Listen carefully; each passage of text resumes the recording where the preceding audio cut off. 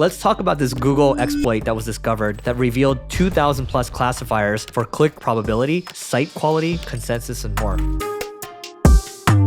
So the exploit reveals how and why Google ranks a website. There's query classifications. Google classified nearly all queries into 8 refined query semantic classes. Short fact, bool, short for Boolean, yes or no questions, other, instruction, definition, reason, comparison, and consequence. Like consequence is like your money, your life, right? Or YM, YL, which is the same thing. And then they give different scores for things like brand visibility, user interactions, anchor text relevance around the web, click probability. And this was the interesting one, and this is what I want to talk about. It says, Google doesn't use click-through rate directly in ranking. However, it appeared Google used click probability for every organic result.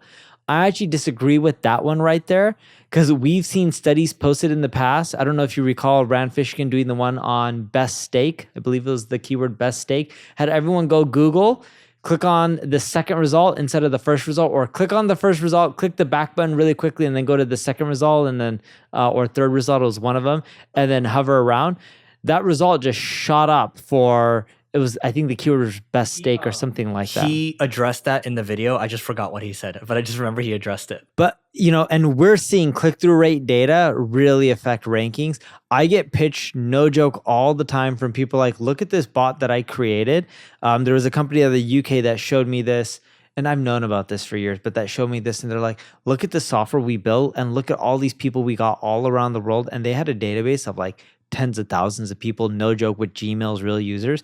And they were paying them to do Google searches, click, and then go to a specific result. And it was impacting rankings, like 110% sure. I was seeing the data. They were doing tests with random URLs and showing me the like, pick a random URL, picked one, not mine, not a client. And they're like, look what we did. And it was working. And I was like, they're like, do you want this technology for your clients? I'm like, no. They're like, why not? I'm like, this is a short-term hack. This is not long-term thinking. This over here is interesting to me. So on measurement, so there's a site quality score. Most sites fall between 0.6 and 0.7. So the higher, the better, right? This is actually measured at the subdomain level, which I don't think is the main point, but I find that a little interesting.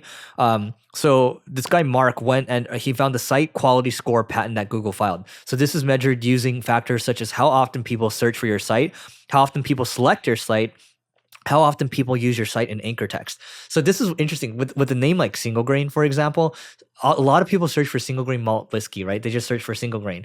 So I think there is a little bit of benefit there. But the main thing here is if you're a brand, this one I know directly from a Google engineer. You mentioned this. If someone's searching single grain malt whiskey, Apple. No, not malt whiskey. A lot of people. I'm not even saying malt whiskey. Or let me rephrase. If they keep searching single grain, they're looking for malt whiskey, and they click on the malt whiskey result. Yeah, it hurts you negatively. Yeah, but here's the thing: in Google Search Console, our click-through rate on single grain is like 60+%. That's great. They're clicking that, right? But that means I don't think most people searching for single grain are actually looking for malt whiskey at that point. Which was getting to my point. You got to be a brand, right? Yeah. And so if we were searching for Neil Patel or MP Digital, that's a brand. They're searching for single grain, it's a brand, right? If you become a brand, more people are using that in anchor text, and more people are selecting your site, then you're good. That your site quality score, in my mind, seems like here you should go up. And everyone should, if you want to be a nerd, you can read this patent if you want. So yes. The number one challenge for businesses is hiring. And more specifically, the number one thing I get asked for all the time is, Eric, where can I go find an amazing marketer? And the reality is right now, when you think about the world, we have inflation. That also means wage inflation right now. And it means that when it comes to hiring talent, you can't spend as much as you would have in the last couple of years because it's just become too cost prohibitive. And so we've partnered with one of the best offshore recruiting firms when it comes to marketing. They've been a great asset for us, and I believe that they will be a great asset for you. All you have to do is go to marketingschool.io/hire. Again, it's marketingschool.io/hire to learn more. You can fill out the form there, and we're going to place you with the best marketing hires that we can help you find. There's a lot of influencers on LinkedIn. There was a thread where people are just like, yeah, what we're seeing is links don't matter as much anymore, right? And I find that interesting because this guy's kind of proving the same thing too. It's like saying that if you have a brand, after the helpful content update, what happened? A lot of brands won out, right? The non-brands, the ones that really gamed SEO, it showed that they didn't do as well afterwards. Yeah. But yeah, anyway, that's it for today, and we'll catch you tomorrow.